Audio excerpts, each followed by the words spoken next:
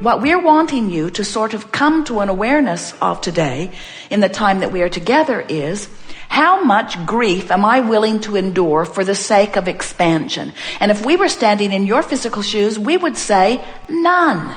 Because you don't have to separate yourself from who you really are and what you want so long that you deprive yourself of the energy of alignment for so long that you are in grief or fear or despair. That's way, way, way overkill for what you intended when you decided to come forth and be a creator in this physical body. Are you understanding what we're getting at? Some of you have been listening to us for a while, and we want to say to you that we think that you have done enough poking around in the contrast of your life experience to keep yourself happily busy in the manifestation for 20 or 30 lifetimes. We really do not think that you really owe anything to anybody and that you need to torture yourself into expansion. But we also want to say to you that we are not ready to state, nor will we ever be ready to state, that negative emotion is a bad thing, because it isn't. Negative emotion is your guidance system that lets you know that you are in this moment deviating from what? Deviating from the source? Yeah. Deviating from what you want? Yeah. Deviating from the solution while you cling to the problem? Yes. Deviating from the answer while you ramp up the question more? Yes. But the true deviation that we want you to be aware of is deviating from the expanded version of you. It's like life has caused you to vibrationally move forward into this vortex, and we'll talk more about what this vortex thing is, into this vortex.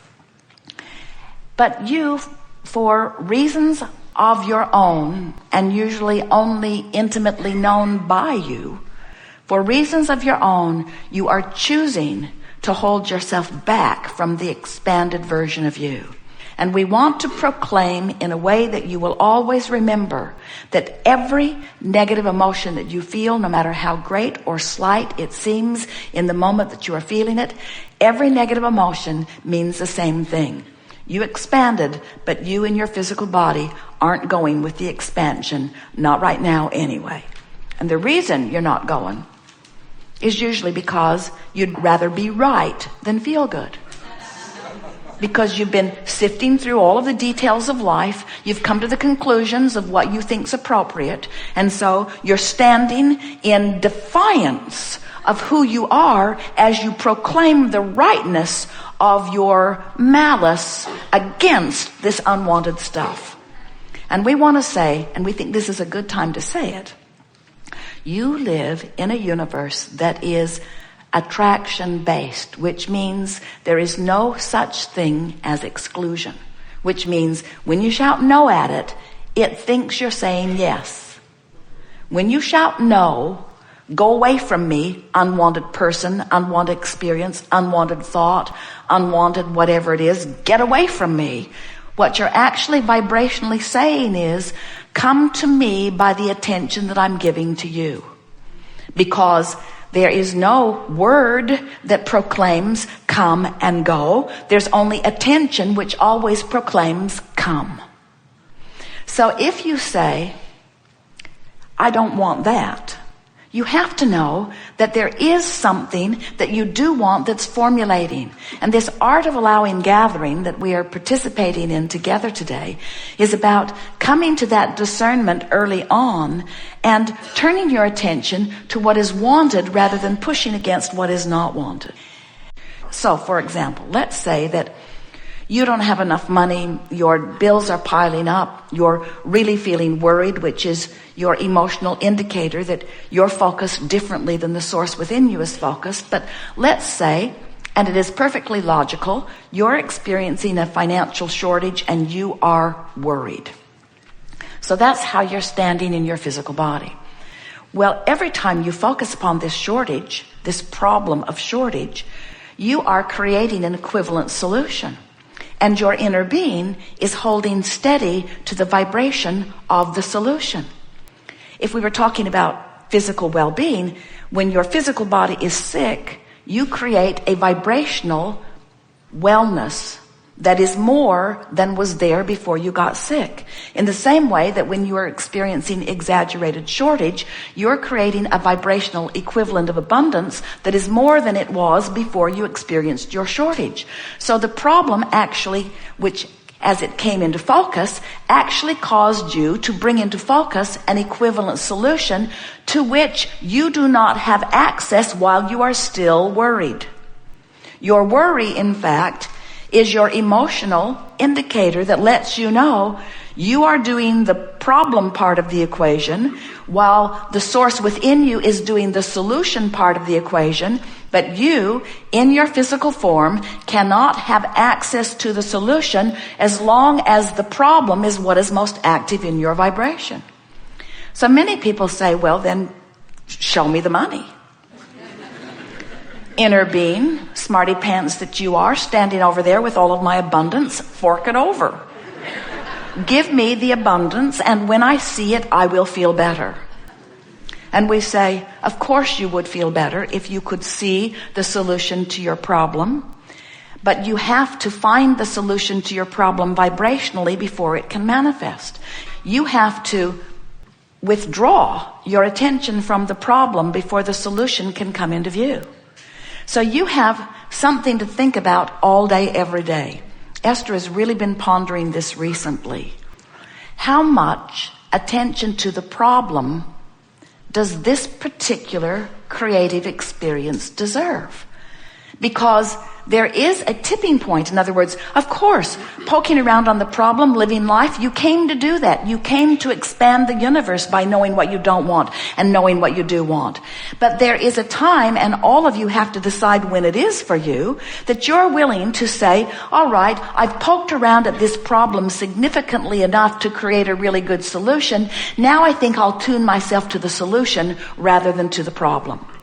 And the answer to when that is simply this. How much discomfort am I willing to endure before I let go of the problem and let the solution show itself to me? Really, that's the only thing that makes the difference. Now, of course, most people, Esther included, who is standing in the attitude of poking around at the problem, immediately feels the discord of being a vibrational match to the problem rather than to the solution. And then something interesting kicks in for most of you. Because you now don't feel good, it feels like you should explain why you don't feel good and how bad it is that you don't feel good and whose fault it is that you don't feel good. In other words, you begin to justify your discordant relationship with who you are by hammering longer at what's wrong with this. Esther, over the years, has said things to us such as, well, it's true, as if that is any kind of criteria to use. In other words, it's true, this thing I'm using to make myself miserable and keep myself from the solution that I have already created. And we say, no one is questioning the truth of these things because you can't focus upon anything for very long without making it true. That's a terrible criteria. It's true. It's true. And so I focus on it. We say, cancer's true. Do you want some? Plundering, rapes, murder, all true. You want some of that? If you focus upon those things just because they are true, you open yourself to all kinds of things unwanted as well as wanted. We think a different criteria is in order. So rather than saying it's true, why not ask yourself, how does it feel? How does it feel? Because sometimes you can poke around on what you consider to be a problem and it feels interesting. And we want to say to you, we've never said it to you before, that if you are poking in the direction of what feels like a problem and it feels interesting, you're still in the vortex. In other words, if it still feels interesting, you are not separating yourself from who you are. You're working the contrast in a productive way from inside the vortex, because in every particle of the universe, even where we stand in non-physical, there is wanted and unwanted. The difference between where we stand is that the differentiation between our wanted and our unwanted is so slight you could not from your physical platform even perceive it. And we want you to understand that this vortex of creation is where it's at, because it is where the vibrational version of you is. It's who you have become. And if you're not up to speed with it, even a little bit not up to speed with it, you're going to feel the diminishment of not being up to speed with it. So if you're really not up to speed with it, you feel despair. You feel powerless. If you're less not up to speed with it, how's that for a tricky way of saying it? As you're closer to the vortex, feeling some anger, you're offering less resistance, more allowance. If you're overwhelmed, you're offering less resistance than you were, but still a pretty good wad of resistance. Frustration, pretty good wad of resistance. If you're feeling hopeful, there's not much resistance in your vibration at all. And when you feel hopeful on a pretty regular basis, the vortex will take you in, because you're close enough to cooperative that in you go. And once you're in the vortex, once you are in there, now you will have the full view of in the vortex. Now you'll be aware of things. Things will begin occurring to you. In other words, that hope turns to belief very, very quickly as you are in the vortex. And that belief turns to knowing very, very quickly once you're in the vortex, till you reach the place where you understand that you are creator, and that there is nothing that you cannot be or do or have. And that everything that is occurring in your experience is by your choice and by your choice alone. And so we are just suggesting that if you will make the way you feel a high, high, high, in fact, the highest, in fact, the singular priority. How I feel, nothing is more important than that I feel good. Because nothing is more important than that I be in the vortex. Because nothing is more important than that I be a cooperative component to who I have become. Because when I'm not a cooperative component to who I have become, I'm not who I have become. In other words, doesn't that make perfect sense to you? You are creators. You didn't come to fix a broken world. It isn't broken. You came to explore it and to expand it. You came as eternal consciousness. So we want you to understand that as source energy, as we see you here in your physical experience, and you are giving birth to all kinds of new rockets of desires, we embrace those rockets and we hold steadily to the new place that you have carved out. We have access to the benefit that you provide. And then we stand as that steady signal so that you can find your way into alignment with it. Sometimes people say, so you're using us, eh? We're here doing all of this sifting and sorting. Sometimes they say, well, Abraham, why don't you come and be physical? Why don't you come and be physical? And we so want you to understand that that which you are is that which we are, and that which we are is that which you are. In other words, there is not a separation between us other than the temporary separation that you provide when you stand in negative emotion. In other words, it's all by your choice of thought that you hold yourself far too long outside the vortex. So, we are eager to talk with you about anything that is important to you. We're going to offer everything that we can offer to coax you in the direction of your vortex. We stand in complete, never-ending appreciation for wherever you are standing, because we reap the benefit of everything you ask for. So some might say we do have the better end of this stick because we stand in the place getting to receive the benefit of all of your sifting and sorting and expanding.